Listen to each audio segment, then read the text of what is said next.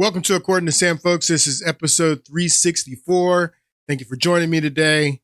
This is going to be my only podcast this week. We won't be doing one on Friday. This is a holiday week. I don't even know if I'm going to do a full hour today.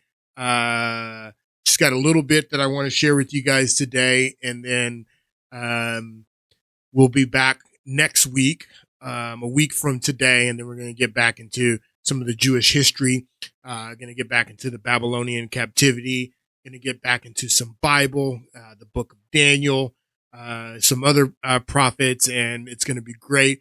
But I want to touch on some things today that I think are very important. And today I want to start with the 1977 movie Star Wars. And this was a movie that was created by George Lucas. George Lucas talked about the themes and the motifs and the ideas that led him to create the Star Wars, not only the Star Wars movie in 1977, which has become the Star Wars franchise, but he says that the themes and the motifs, Lucas said, were very old and ancient themes and motifs that that have always been a part of human history. The battle of good versus evil. The storyline is a small group of a rebel alliance that was fighting against the evil empire, and this takes us back to what we were talking about with Dave Smith and the interview that he did with Trigonometry, where the Trigonometry guys were trying to get him to agree that America is an empire and that America needed to be an empire. And if America ceased from being an empire, then it would leave a vacuum in the world that would be filled by China or Russia. And, there are elements of the American government that are imperialistic. Absolutely. Globalists. This is what the evil empire is about, that all of these globalist countries, they depend on America to be the police of the world for them. So they don't have to pay the cost and the price of being an empire. That America pays the price of and the cost of being an empire. And that's what the movie Star Wars was about. The first movie, the Rebel Alliance, they destroy the Death Star, and the Death Star was this spaceship that was the headquarters of the evil empire, and they able to destroy it. And at the end of the first Star Wars movie, the rebels win. But 3 years later, George Lucas comes back with the sequel, and the sequel was The Empire Strikes Back, because the Empire always strikes back. The Empire will never be defeated, the evil empire, because the evil empire, going back to the book of Ephesians and what Paul says about we battle not with against flesh and blood, but against principalities and spiritual wickedness in high places, that this is a satanic empire. And the evil empire never goes away. You may win battles against the evil empire, like the Rebel Alliance does in the Star Wars movie. They win the battle, but the war continues, and the evil empire strikes back. So just to give you a little context there, that's where we're going with this podcast. We're going to talk about the evil empire striking back. And to get us into talking about that, I want to talk about this report that came out last week about the Bush family plotting to retake the GOP from Trump. This is a report that came out, I think, on the day that Dick Cheney was laid to rest and they had his funeral. But this report came out that the Bush family, which is represented by the empire, the evil empire, the Bush family is plotting to come back and retake the GOP from Trump. Trump representing the Rebel Alliance, Trump able to take control of the grand old party in 2016 and win that election. And Trump has been in control of the Republican Party for the past decade. But the reports came out last week that the Bush family, representing the globalist evil empire, is striking back. The evil empire is plotting a comeback to retake the GOP from Trump and the Rebel Alliance. I have a clip here that goes into that report. Take a listen. A new report claims the Bush political machine is quietly preparing to move back into the GOP once President Donald Trump leaves office in 2029. The family that once ruled Republican politics is reportedly looking to reclaim control of the party. Former President George W. Bush has spent most of the past decade outside the political spotlight. He has focused on golf, charity events, and life in Texas. He has rarely weighed in on the Trump era.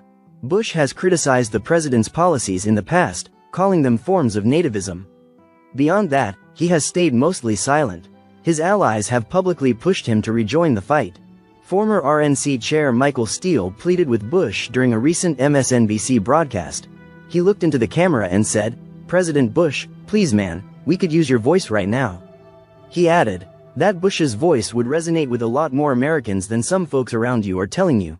The Daily Mail reported that Bush allies have long believed they needed to ride out Trump's second term before launching any comeback attempt. The outlet wrote that rumors are stirring of a plot to end the so-called Bush exile and take back the GOP from the so-called scourge of Trumpism. The report said that a shadow Republican Party connected to the Bush world is waiting for Trump to leave office. These allies want to shape the GOP's future after 2029. The report suggested Bush himself may quietly help influence the party's long-term direction. A former Bush official told the Daily Mail that the president knows that there's no third-term option. The source admitted that Vice President J.D. Vance has a head start. For 2028, polling has consistently shown Vance with a strong lead over other potential GOP contenders. The same former official predicted a wide-open Republican field in 2028. He said there will be significant competition for the party's leadership once Trump completes his second term. Bush and Trump clashed heavily in the 2016 primary cycle. The president repeatedly attacked Bush over foreign policy decisions and the war on terror. Those criticisms helped define Trump's rise. That's Jeb when he says that Bush and Trump clashed in 2016. That was Jeb Bush, who was also running for president in 2016. We've played the clips of the South Carolina debate where Trump said that they lied us into the war in Iraq. They said there were weapons of mass destruction, and they knew that they were none. I think I have that clip. Where did I have that? They said there were weapons of mass destruction, and they knew there were none. They lied. Okay. They said there were weapons of mass destruction. There were none, and they knew there were none. There were no weapons of mass destruction, is what he says. So that was in the South Carolina debate, and then Trump ends up winning the South Carolina primary, and then Jeb Bush drops out, and then the Bushes have been history since that debate. Trump also made the claims because Jeb Bush said that my brother, was fighting to keep us safe. And Trump says, well, the World Trade Center, 3,000 Americans were killed on your brother's watch. So he didn't keep us safe. So there's been a lot of bad blood between the Trump faction representing the Rebel Alliance and the Bush faction representing the neocon evil empire, the neoconservative evil empire. And then you had the never Trumpers and all of that many of them joined the Democratic Party and tried to help get Democrats elected, like Liz Cheney, like Dick Cheney, endorsed Kamala Harris. Many of them voted for Hillary Clinton, and because the evil empire doesn't really have any party allegiance. The evil empire basically controlled both parties until Trump and the Rebel Alliance was able to take over the Republican Party. But now the evil empire wants to take the control over the Republican Party again when Trump leaves in 3 years. And you already see the positioning and the fighting. That's what much of this so-called civil war in the Republican Party is about what's going to happen after Trump. Now, I don't think that it's going to be Jeb Bush that is going to be coming back to run for president again in 2028, but it's going to be a candidate that is aligned with the evil empire, with the Bush faction, with the neoconservative faction. And it's going to be someone that that's not going to openly claim to be associated with that faction. It's not going to be someone that's saying that, yeah, I'm with the Bush faction, or yeah, I'm a neocon. This is going to be someone trying to deceive the American people, and say that, yes, I am part of this America First movement, but not really part of the American First movement. The same thing that happened with the Tea Party, as the Tea Party was co-opted by these neocons when the Tea Party was first started, with the small groups all over the country and having the huge political power. It's going to be someone like Marco Rubio, he's been an okay Secretary of State, but I don't trust Marco Rubio as far as I could throw that guy. Marco Rubio is a neocon. He's associated with the Bush faction. Ted Cruz has already come out. Guy was born in Canada, but there's already reports that Ted Cruz is going to try to run for president, and we already know who he is aligned with. The dark horse that I think that could come in and represent that neocon evil empire faction was the former governor of Virginia. What's his name? Used to be the CEO of the Carlyle Group. But this is something that's already taking shape, and people are already trying to figure out what's going to come after Trump, because Trump can't run again, and Trump is the one that is leading the MAGA movement, this rebel alliance in the Republican Party. And there's been a lot of talk that Trump is losing support in the Republican Party, but Harry Eaton from CNN came out with this poll today, and it turns out that Trump's not losing any support in the Republican Party, according to polling. Take a listen. So is the president losing Republicans? No. Look, this is still Donald Trump's Republican Party, and we can see it here. It's like a rock, to quote Bob Seger. I mean, take a look here. Republicans who approve of Trump. 6 months ago, it was 87%. Now, well, hello, it's the same number. It's 87%. He has not lost any support among Republicans compared to 6 months ago. As I said at the beginning, he's like a rock. He's like a rock. The Republican base is sticking by Donald Trump at this point in time. So the question is there going to be another figure that can demand this type of support in the Republican Party? Can J.D. Vance do this? Honestly, J.D. Vance is the front runner to be the Republican nominee to represent the Rebel Alliance in 2028. But is he going to be able to demand this type of support in the Republican Party? I think so. I think that J.D. Vance has proven himself even before being Trump's vice president as a senator. He consistently voted against aid to Ukraine and these foreign wars. I do believe that J.D. Vance is America first, but this is the question. There's going to be a battle for control of the Republican Party when Trump is out of office. Now, like I said, there's been a lot of talk that Trump's losing support among Republican. That's not true, as you can see here by this report. He's 87% support in the Republican Party 6 months ago, 87% support in the Republican Party today. Republicans who approve of Trump. 6 months ago, it was 87%. Now, well, hello, it's the same number. It's 87%. He has not lost any support among Republicans compared to 6 months ago. As I said at the beginning, he's like a rock. He's like a rock. The Republican base is sticking by Donald Trump at this point in time. It really is interesting to watch his overall approval rating go down, down, down, down, but see this be completely So his overall approval rating is not going down, down, down, down. It is down incrementally, but it's not down that much. I've been following this for the past 6 months or longer. This is the average of 12 polls that Real Clear Politics does, and they give you the average. Some of them are outliers and really low. Reuters Ipso has them at 38% approval.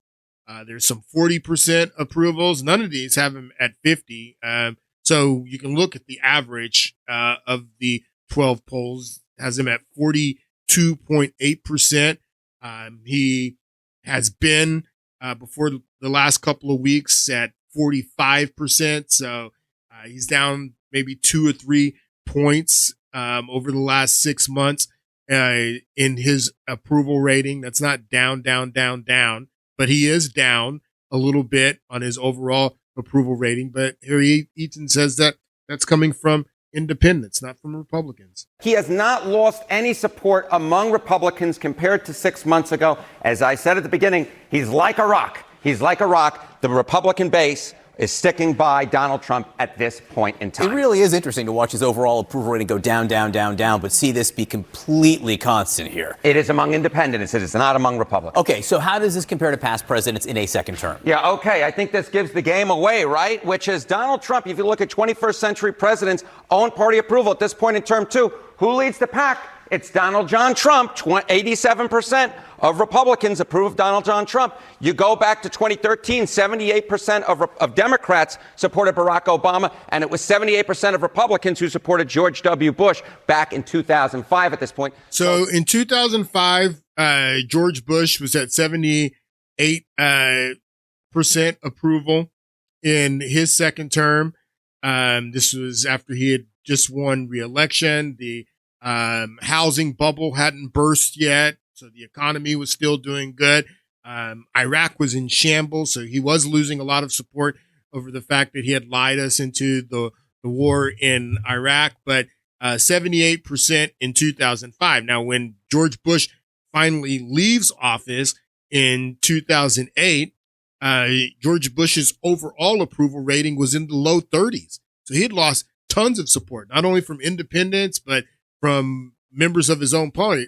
As a matter of fact, that's what initiated the rise of the Tea Party and these Tea Party patriots wanting to distinguish themselves from the neocons of the evil empire that Bush left the Republican Party in shambles. I mean, when John McCain runs against Obama in 2008 and they both had secured the nominations, that's the whole reason the book Game Change and the movie Game Change came out, is because that is what John McCain's team told him. Months before the election even happened, they came to John McCain and they told him, "You're going to lose. There's no way you're going to win this." And John McCain famously said, "Well, we need a game change. We need something to change the game." And that's why the game change was to choose Sarah Palin, former governor of Alaska, as his running mate. That was the game change. It was a Hail Mary because his team had come to him and told him that you're going to lose and there's nothing you can do about it. It's exactly what they told him because of the evil empire and George Bush, the state of the party that he had left for John McCain. So John McCain ends up losing, and then Mitt Romney, who's part of the evil empire, the globalist empire, runs against Obama for re-election.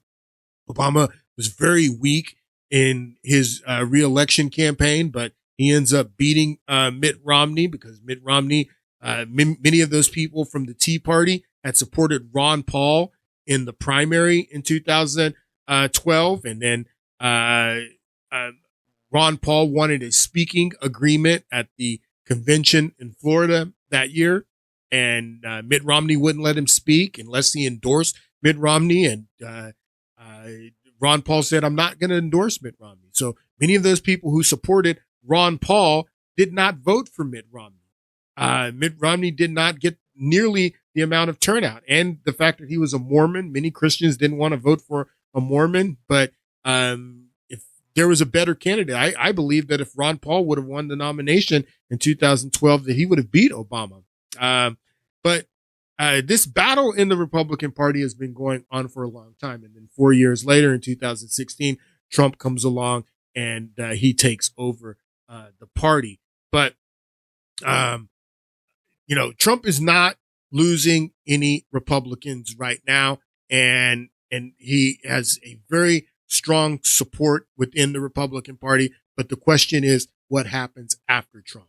Well, how is the empire going to strike back after Trump? Now, a lot of the talk about Trump losing support in the Republican Party and people talking about how, we're America first and MAGA is dead. All these people talking about MAGA is dead. A lot of that stuff was subterfuge. A lot of that stuff, Elon Musk and Twitter, they came out with this feature over the past couple of days where you can look at some of these large accounts on X and see exactly where these accounts originated. And many of these accounts originate outside of the United States, India, Africa, all these people. It's just been explosive over the last couple of days looking at some of these largest accounts on X. Many of these accounts are responsible for spreading a lot of this subterfuge and deception and trying to divide the Republican Party. Many of these accounts are for people in India or Africa or all over the world. And it's just a scheme to divide the Republican Party, because that's how the empire strikes back.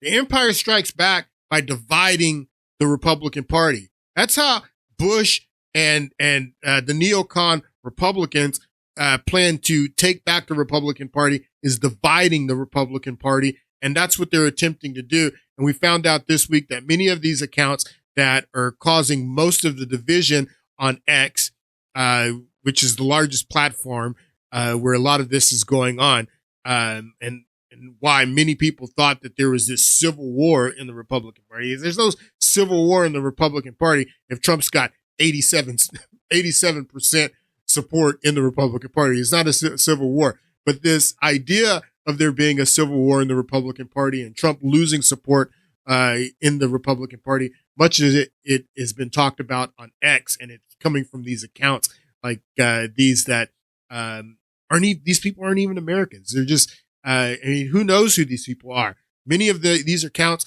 were launched outside of the United States, but who knows if these are intelligence agencies or intelligence operations, what type of subterfuge this is. Take a listen to this. Following what is happening on X, Elon Musk just exposed one of the biggest propaganda machines happening on the platform. Many accounts have been pretending to be Americans while pushing anti-American, anti-Israel content, to brainwash Americans. The feature now shows where these accounts are actually based: Africa, India, Serbia, Turkey, Saudi Arabia, Egypt. It keeps going. A counter APAC account, for instance, is based in Egypt. And this Gaza journalist with almost 200,000 followers shows based in Poland. These are not activists. This is a coordinated disinformation network, and they're now finally being exposed thanks to Elon Musk. A coordinated disinformation, counterintelligence program to divide the Republican Party. And when Elon came out with this feature, people were shocked to see that some of their favorite X accounts that they follow that's been pushing a lot of this subterfuge and division are these accounts that originated outside of the United States. Are these intelligence operations? Are these operations of the evil empire and the Bush faction of the Republican Party? I think there are. There's more of this subterfuge going on. Back to this clip from Tucker Carlson in the interview that he did with Nick Fuentes. I didn't play Nick Fuentes' response, but I'm going to play it now. And this is what Tucker Carlson was saying about Nick Fuentes. He was saying that, you play a major role in this division.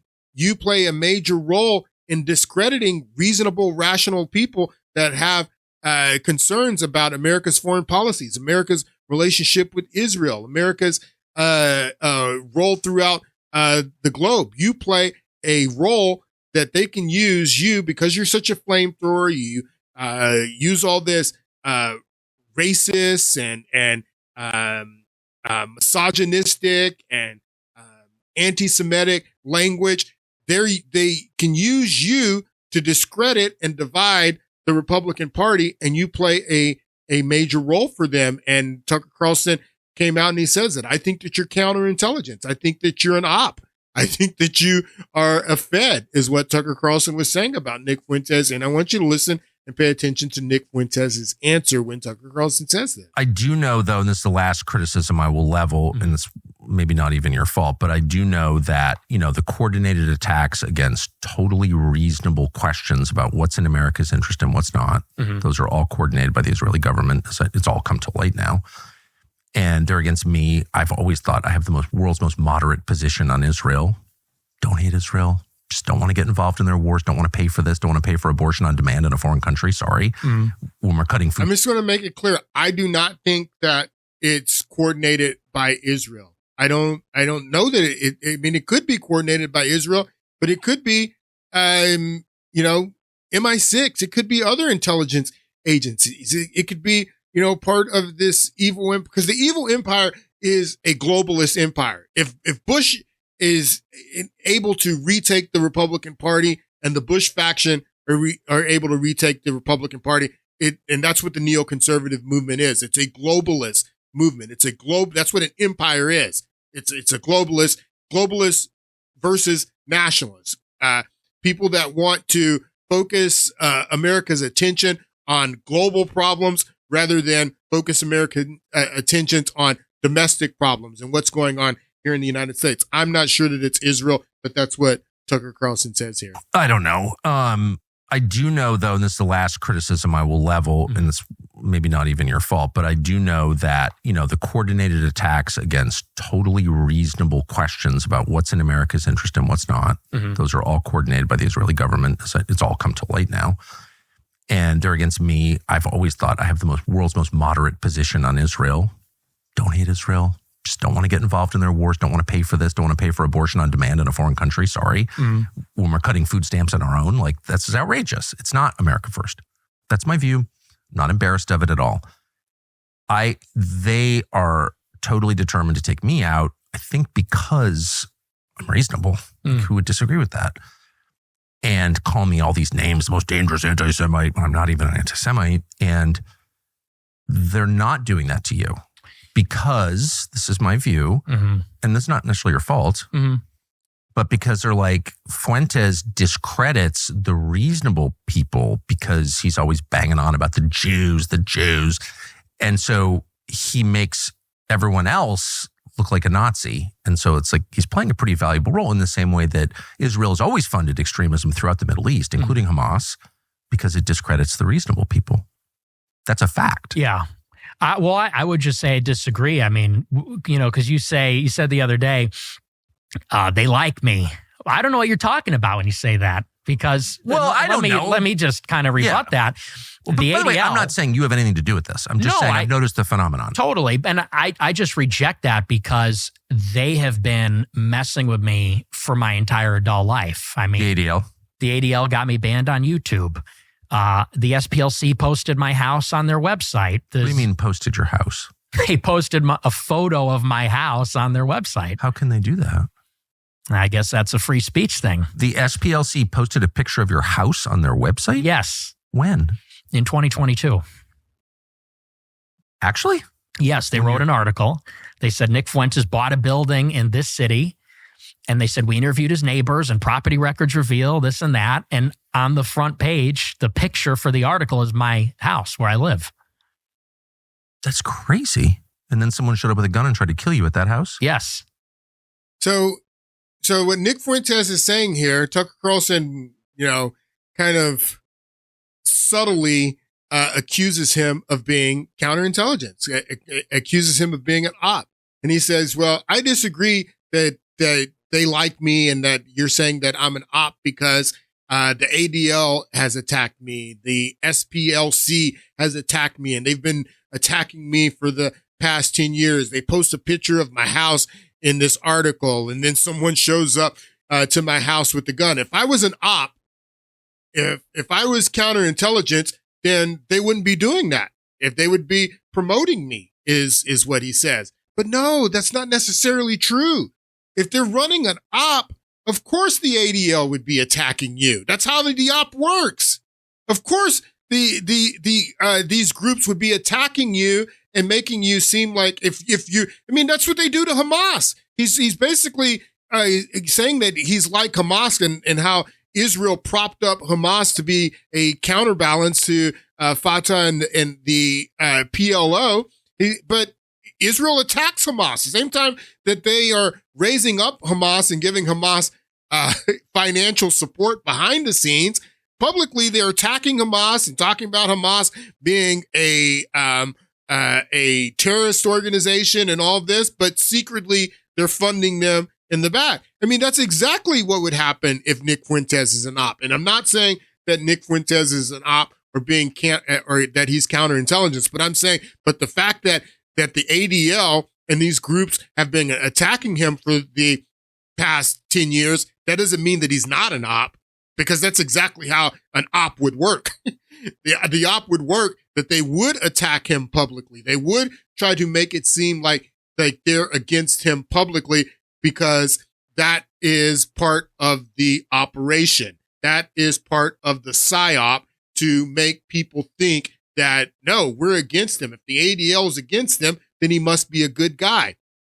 So him saying that I can't be an op or that I can't be, someone who is doing the work of the evil empire because they attack me. Well, that doesn't mean that you're not an op just because they're attacking you, because that's exactly the way an op would work, because they would attack you. The picture for the article is my house where I live. That's crazy. And then someone showed up with a gun and tried to kill you at that house? Yes. So that's why I say, you say, well, they're not doing this to you. It's like the ZOA, the SPLC, the ADL, the Daily Wire. All these groups have been on me for years. So that's news to me if they're really endorsing my activities. It could just be my perception. Mm-hmm. But I guess... No, he could just still be an op, and that's exactly the way that it works, that they would attack him to add more credibility to him because these groups are attacking him. Jason Whitlock, give you an example here. We played the clip of Chuck Schumer on the House floor in the last podcast, criticizing Trump for not rejecting Nick Fuentes and Tucker Carlson. And he comes to the Senate floor and he says that Chuck Schumer says that he's introducing a resolution to attack Nick Fuentes and all this stuff. And this is what Jason Whitlock reposts Chuck Schumer's post, where he says that he's introducing this resolution to attack Nick Fuentes and Tucker Carlson and anti-Semitism. And Jason Whitlock says, this kind of activity is what makes me believe Fuentes is a psyop, a plant. Chuck Schumer is working to make Fuentes more popular. So what Jason Whitlock is saying here, he's saying that Chuck Schumer coming out on the Senate floor saying that he's going to introduce this resolution and attacking Nick Fuentes, that's giving Nick Fuentes more credibility. It's giving Nick Fuentes more exposure for Chuck Schumer to do this. And this is exactly the way a psyop would work. Again, that the ADL would attack you. The ADL and all these groups would attack you, and because that would boost your notoriety. So Jason Whitlock says that's what Chuck Schumer is doing here. He's pretending that he's attacking Nick Fuentes, but the real objective is to boost the notoriety of Nick Fuentes, because Nick Fuentes is part of the op to divide the Republican Party, this civil war within the Republican Party, to divide the Republican Party so the evil empire can come back in and strike back. And this person comments to Jason Whitlock, Nick Fuentes was blacklisted, deplatformed, and isolated for 10 years. I doubt that he's a plant. But no, that's exactly the way it would work. That's exactly the way that the op would work. They would attack him. They would do what Chuck Schumer's doing. Jason Whitlock is 100% right. If you wanted to boost the notoriety and boost the exposure of Nick Fuentes, you would attack him on the Senate floor the way Chuck Schumer is and introduce a resolution to attack him. The ADL would attack him. These other groups would attack him. That's it. They would blacklist him. They would isolate him and to boost his notoriety if he was an op. And again, I'm not saying that he is an op, but if he was an op, this is exactly the way that it would work. All right. So Tucker Carlson was on the Sean Ryan podcast, another popular podcast this week, and they get into talking about Nick Fuentes, and everyone was criticizing Tucker Carlson for saying this on the Sean Ryan podcast. Take a listen. That the last month, I don't think a single person has ever made the case that I'm wrong, that Nick Fuentes is wrong. The Jew hatred stuff is wrong, period. And I said that.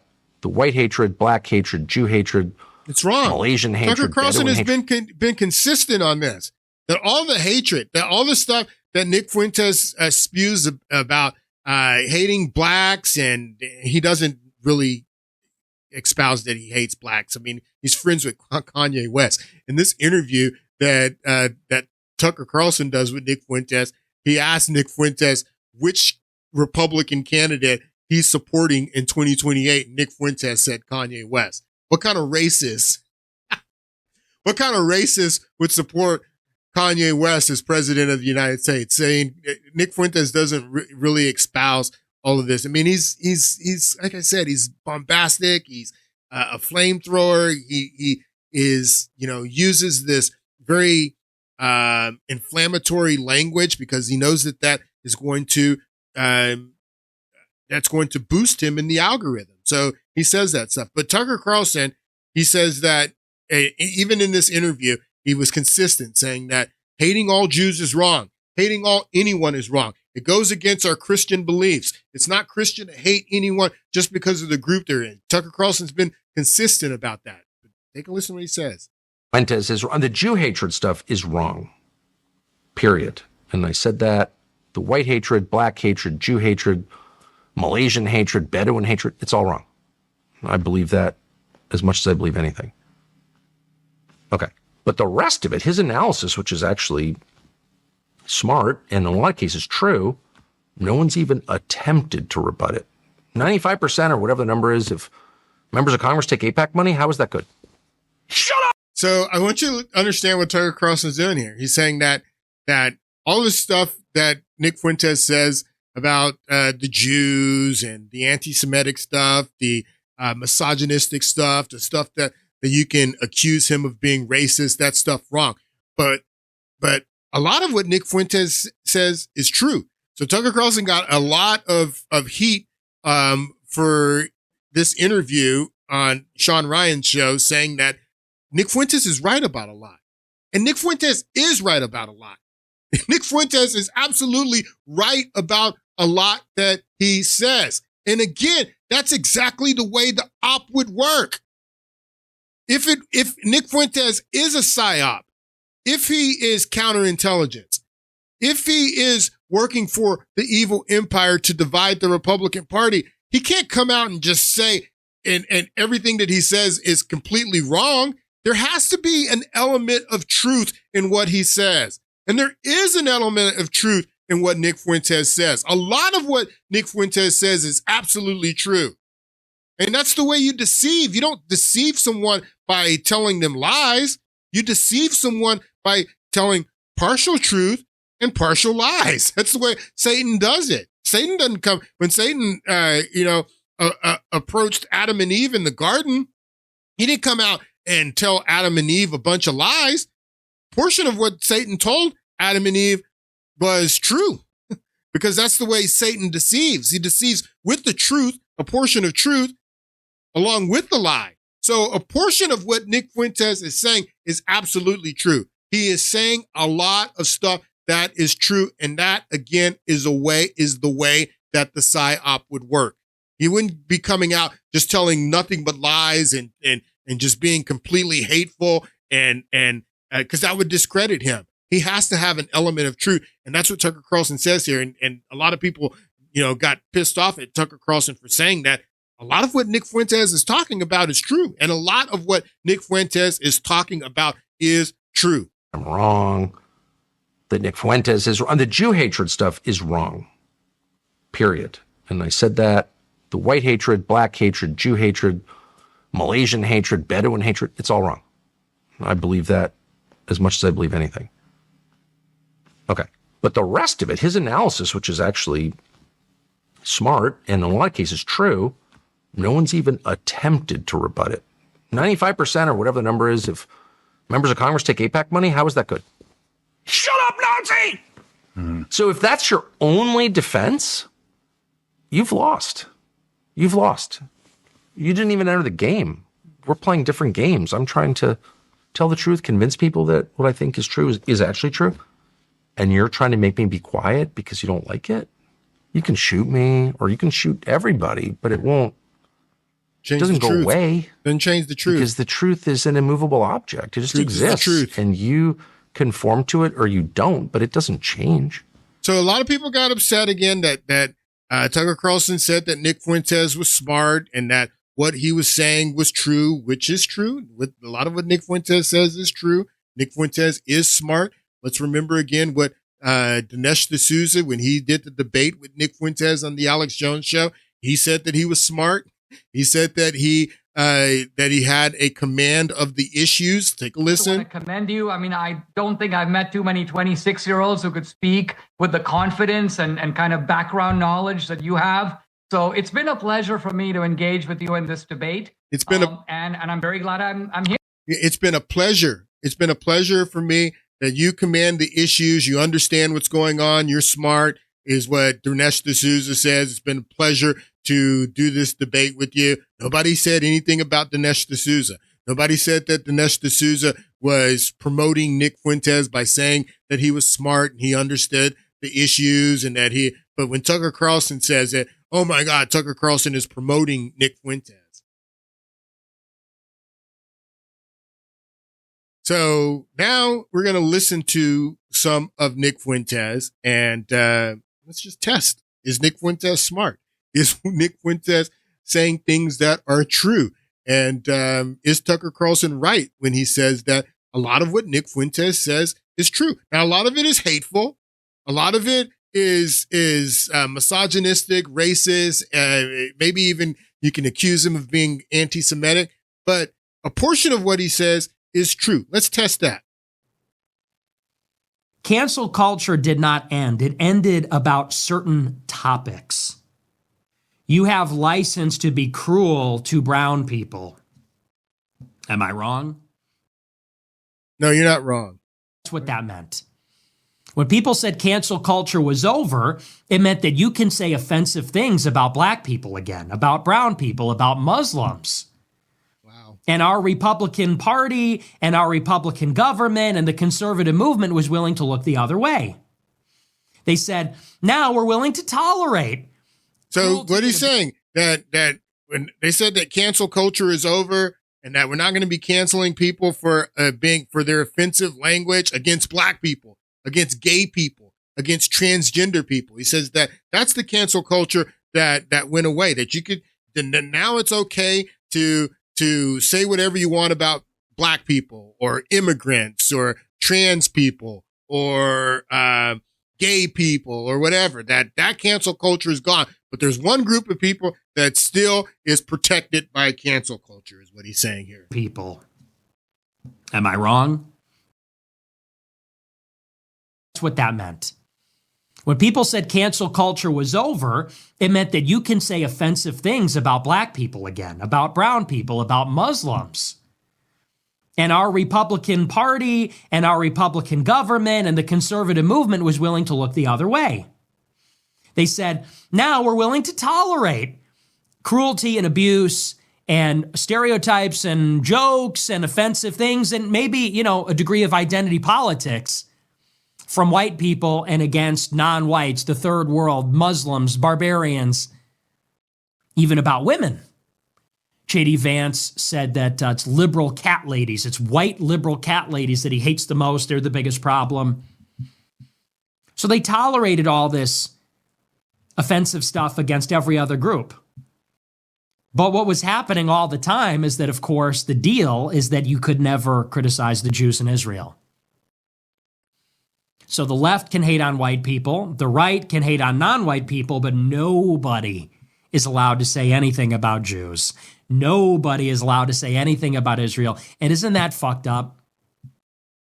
I don't care if you're from the right or left, or you're white or black. We can all agree that that is basically the arrangement.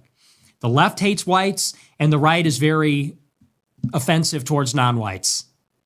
That's fair to say. I say nigger on the show. I know black people are offended by that, I'm sure. And black people on the left say very offensive things about whites. And we're fighting each other. The right is fighting the left is fighting the right. The whites are asserting identity politics against the non-whites. The non-whites are asserting their grievance politics against the whites. And you know who sits outside all of it? It's this other group. And they will lean in on either side. A Stephen Miller will lean in and attack white hippie boomers that suck and Hispanics. And you'll have Jews on the left that'll attack, white people, and Jews on the right will attack black people.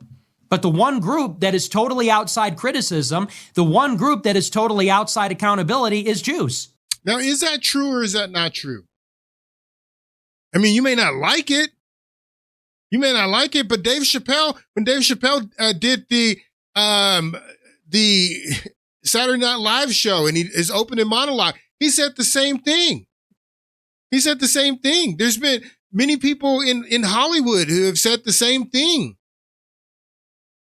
Either that's true or it's not true. Maybe you don't like what he's saying, but is it true or is it not true?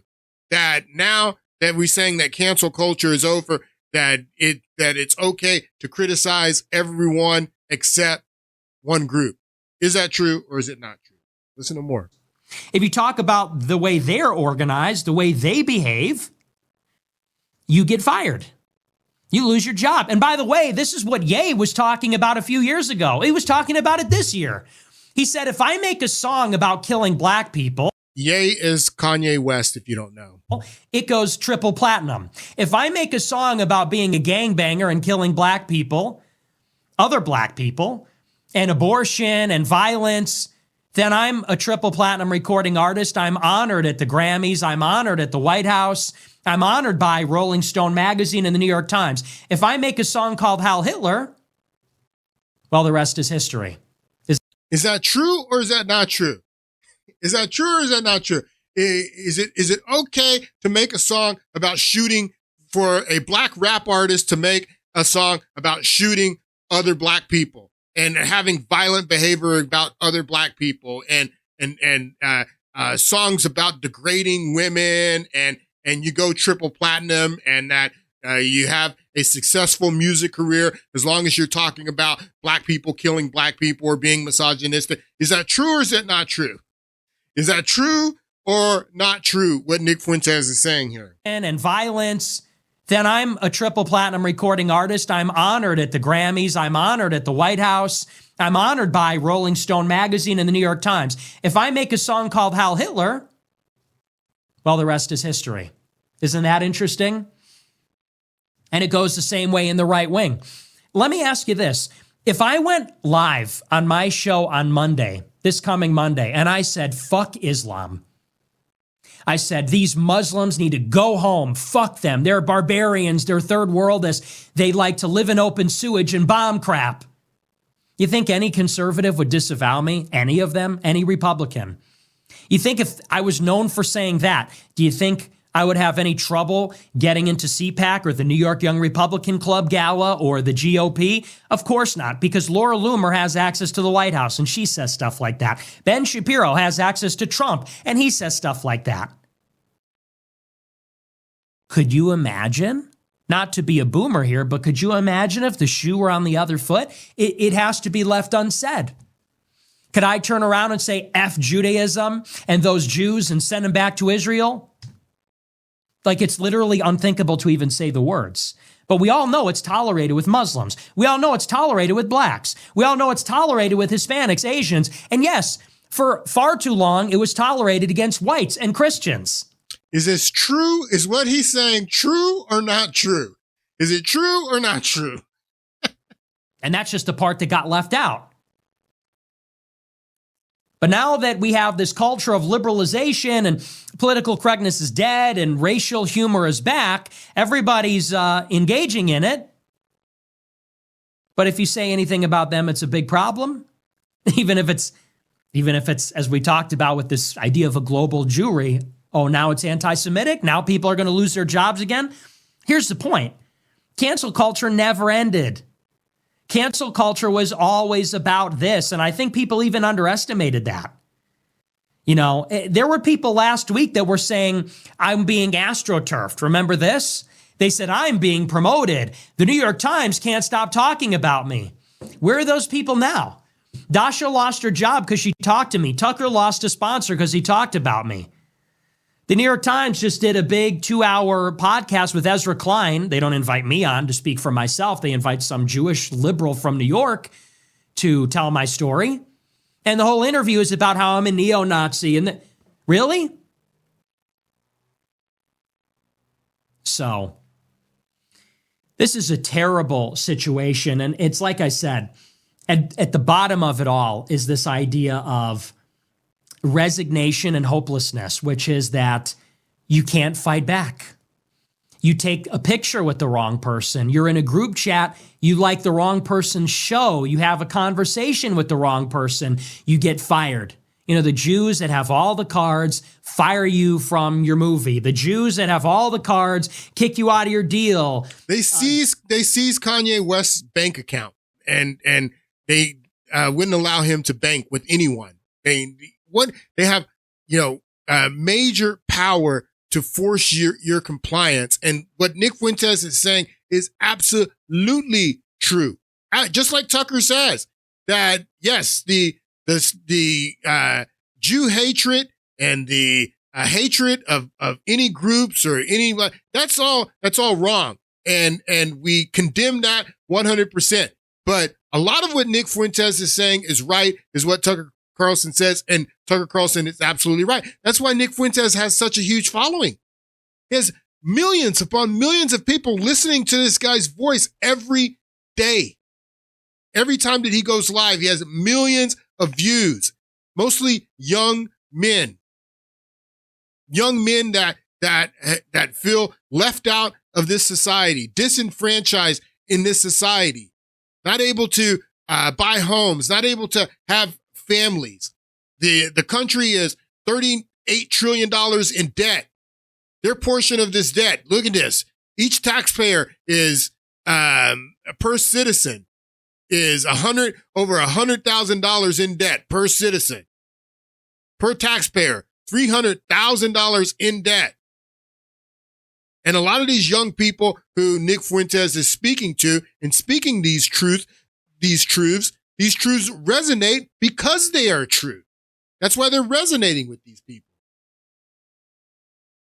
I want to play a little bit more of this because, it's a long clip. I'm not going to play it all, but yeah, this guy is telling the truth 100%. People wouldn't be listening to him if he was doing nothing but spreading hate and lies. The reason people are listening to him the reason this is resonating is because he's speaking a lot of truth. Now, is this guy an op? I don't know that he's an op. I'm not prepared to say that he's a psyop and that he's counterintelligence, yes or no.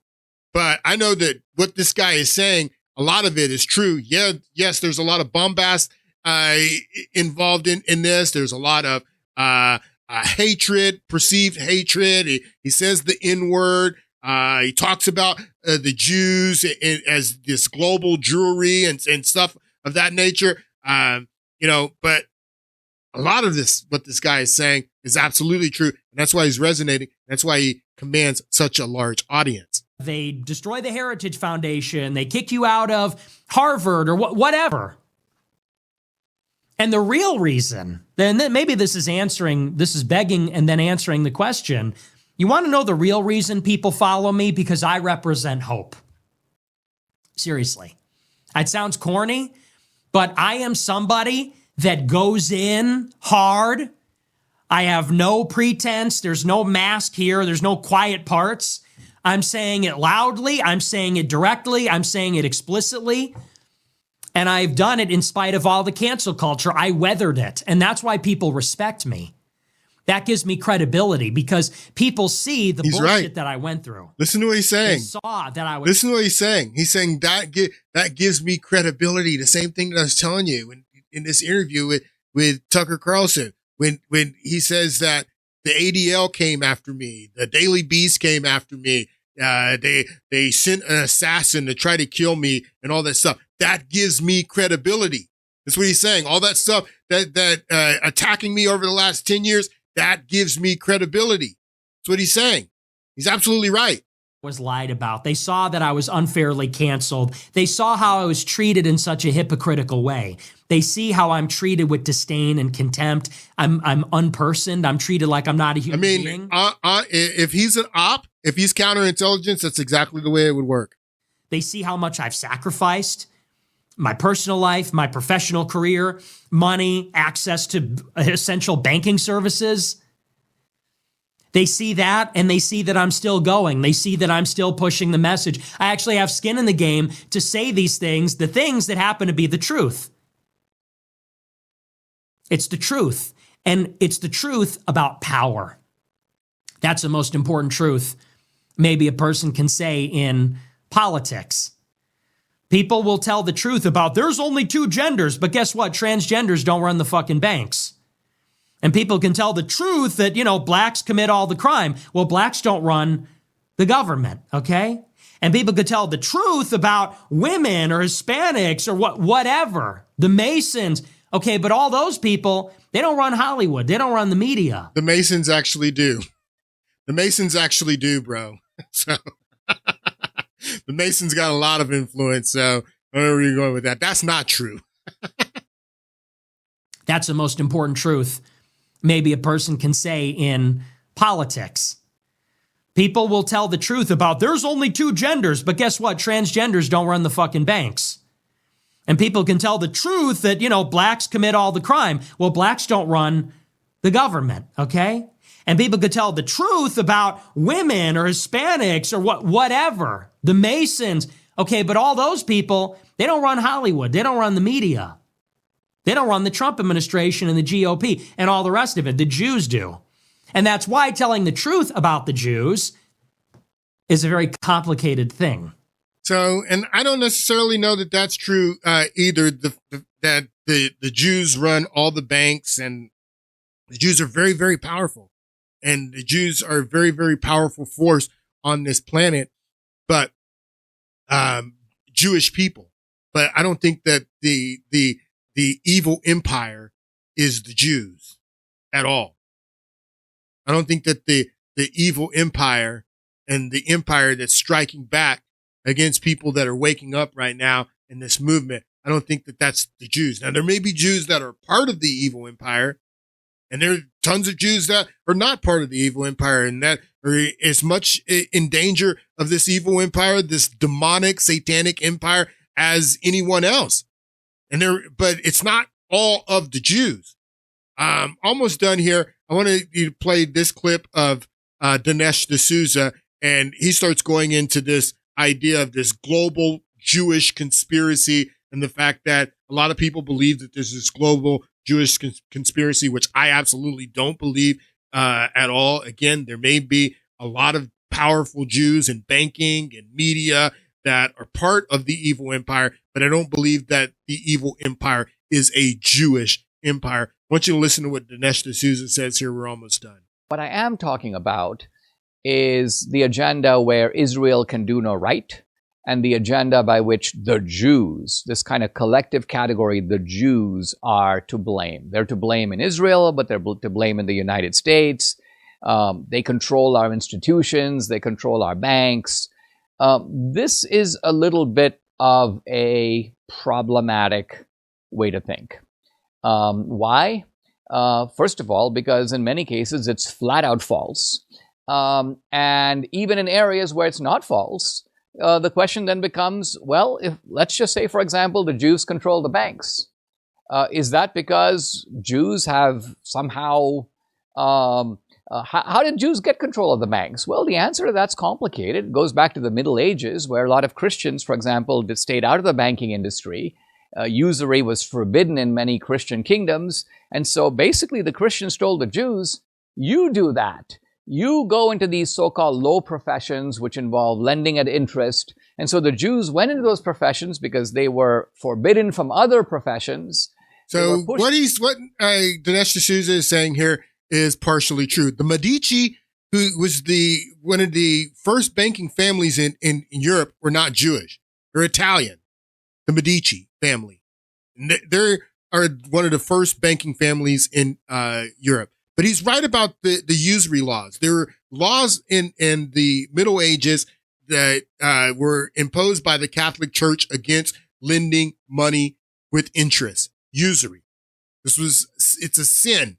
And the Catholic Church treated it as a sin. And if you were Catholic, you were not allowed to lend money with interest. But the Jews, because they were not Catholic, many Catholics went into business with the Jews, namely the Knights Templar. The Knights Templar are Catholics. They would give money to the Jews and go into business with the Jews and use the Jews as a front to lend money because the Jews were not Catholic and because they were a different religion, then they could lend money and charge interest. And they were in business with the Knights Templar and other Catholics. So these Catholics were using the Jews as the front, but they were basically wielding power from behind, and the Jews were in the front. And that's exactly what's going on today. God, there's more that I wanted to share in this and talk about usury and what Dinesh D'Souza is saying here. But again, the Medici were not Jewish, and they were one of the first banking families in Europe. A lot of this is these old families, these old noble families, many in royal families, not the Habsburgs anymore because they're gone, but the British families, the families, royal families in the Netherlands, the corporations like the British West Indian Company and the Dutch West Indian Company and all of these families that's the evil empire, people. And yes, there are some Jews that are in the evil empire and part of the evil empire, but it's not a Jewish conspiracy. It is a conspiracy, satanic conspiracy. That's what the evil empire is. It's Satan's empire, quite frankly. But anyway, guys, I hope you guys have a great Thanksgiving, and we're going to get back into some Jewish history in the next podcast a week from today, and I'll see you guys a week from today.